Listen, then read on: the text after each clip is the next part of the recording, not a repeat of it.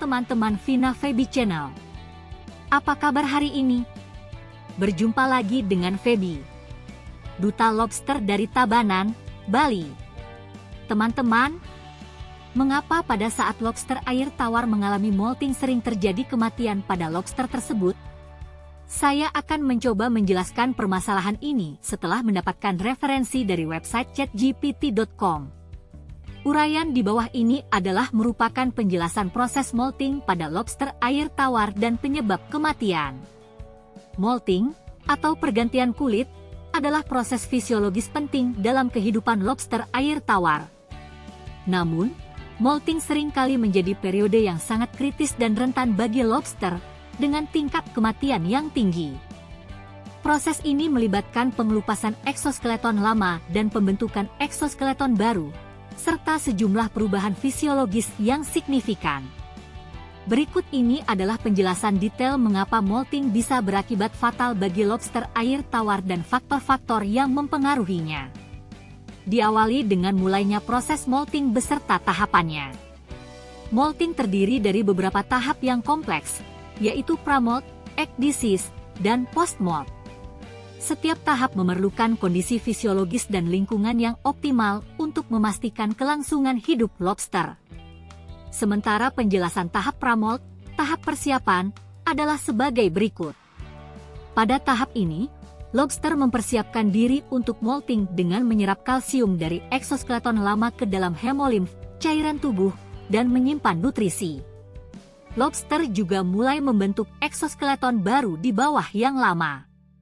Dan kemudian penjelasan tentang tahap ekdisis, pengelupasan eksoskeleton lama, adalah sebagai berikut. Ini adalah tahap kritis di mana lobster melepaskan eksoskeleton lama. Proses ini memerlukan peningkatan tekanan hemolimf untuk memecah eksoskeleton lama dan memungkinkan lobster keluar dari cangkang lamanya. Proses ini memang luar biasa menakjubkan. Selanjutnya kita masuk pada tahap postmolt, pembentukan eksoskeleton baru, dan penjelasannya adalah sebagai berikut. Setelah eksoskeleton lama terkelupas, lobster memiliki eksoskeleton baru yang masih lunak. Lobster perlu menyerap kalsium dari lingkungan untuk mengeraskan eksoskeleton baru. Proses ini memakan waktu beberapa hari hingga minggu. Teman-teman, untuk menjelaskan faktor-faktor penyebab kematian selama molting bisa disimak pada uraian sebagai berikut. Beberapa faktor yang mempengaruhi tingkat kematian selama molting pada lobster air tawar meliputi kondisi fisik lobster, lingkungan, nutrisi, serta interaksi dengan sesama lobster. Penjelasan faktor pertama yaitu stres fisiologis adalah sebagai berikut. Molting memerlukan perubahan besar dalam fisiologi lobster, termasuk peningkatan tekanan hemolimf dan aktivitas enzimatik untuk memecah eksoskeleton lama.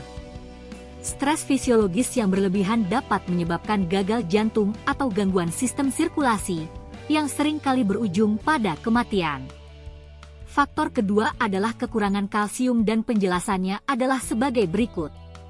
Kalsium sangat penting untuk pembentukan eksoskeleton baru.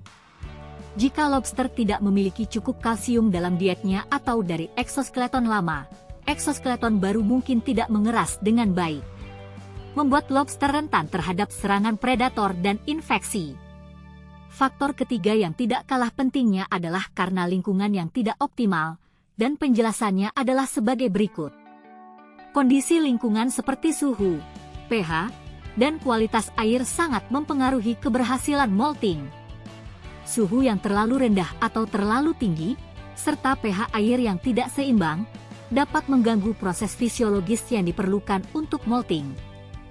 Kualitas air yang buruk, dengan kandungan amonia atau nitrit yang tinggi, juga dapat menyebabkan stres tambahan dan kematian.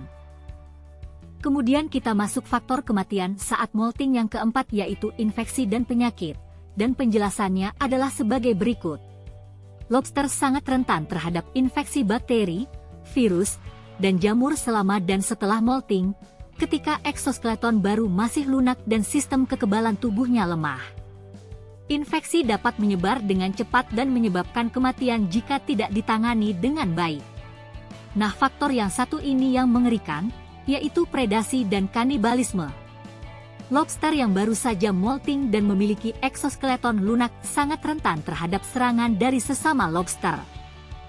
Kanibalisme sering terjadi di lingkungan yang padat, terutama jika tidak ada tempat perlindungan yang memadai.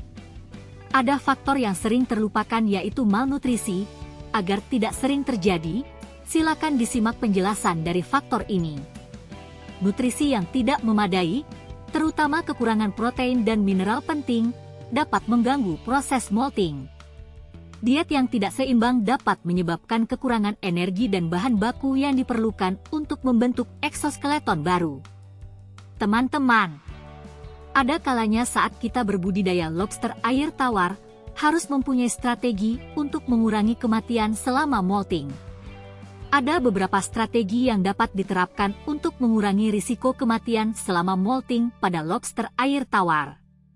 Strategi ini melibatkan perbaikan manajemen lingkungan, pemberian nutrisi yang tepat, dan pengelolaan populasi. Silakan strategi ini diterapkan saat teman-teman memulai berbudidaya lobster air tawar. Pembahasan detailnya adalah sebagai berikut. Strategi awal adalah agar teman-teman dapat mengondisikan agar lingkungan bisa optimal.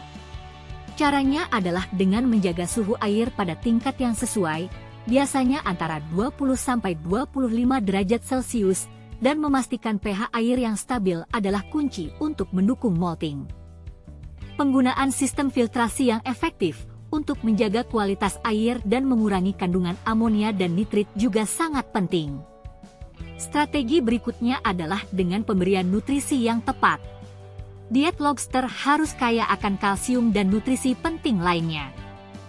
Pemberian suplemen kalsium atau makanan yang kaya kalsium seperti kulit telur yang dihancurkan bisa membantu memastikan eksoskeleton baru mengeras dengan baik. Serta strategi berikutnya adalah penyediaan tempat perlindungan. Menyediakan tempat perlindungan yang memadai, seperti gua atau struktur buatan, membantu lobster yang sedang molting untuk berlindung dari serangan sesama lobster.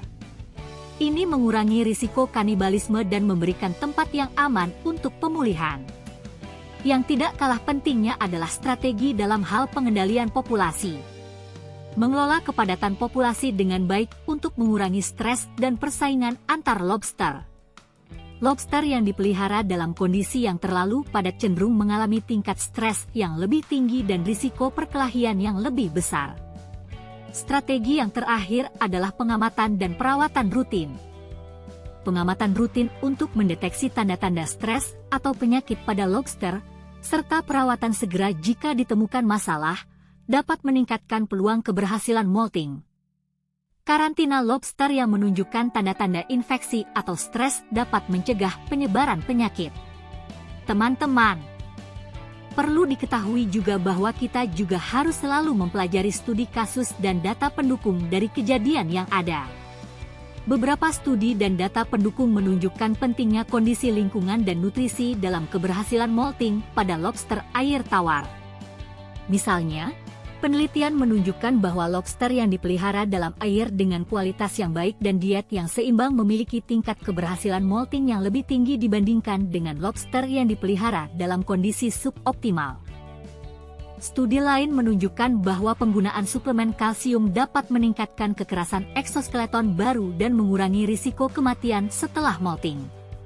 Selain itu, pengelolaan populasi yang baik, dengan menyediakan tempat perlindungan yang cukup dan mengurangi kepadatan populasi, terbukti efektif dalam mengurangi risiko kanibalisme dan meningkatkan kelangsungan hidup lobster yang sedang molting.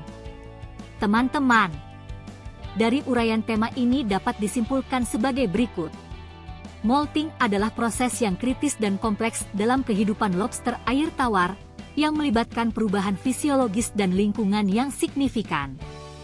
Banyak faktor yang dapat menyebabkan kematian selama molting, termasuk stres fisiologis, kekurangan kalsium, kondisi lingkungan yang tidak optimal, infeksi, kanibalisme, dan malnutrisi. Dengan menerapkan strategi manajemen yang tepat, seperti menjaga kondisi lingkungan yang optimal, memberikan nutrisi yang tepat, menyediakan tempat perlindungan, dan mengelola kepadatan populasi, risiko kematian selama molting dapat dikurangi secara signifikan. Studi dan data pendukung menunjukkan pentingnya manajemen yang baik dalam meningkatkan keberhasilan molting dan kelangsungan hidup lobster air tawar. Teman-teman, terima kasih telah menonton video ini sampai selesai. Jika teman-teman ada pertanyaan, silakan ditulis di kolom komentar. Sampai jumpa pada video-video berikutnya. Jangan lupa subscribe channel ini ya. Salam lobster dan sukses selalu.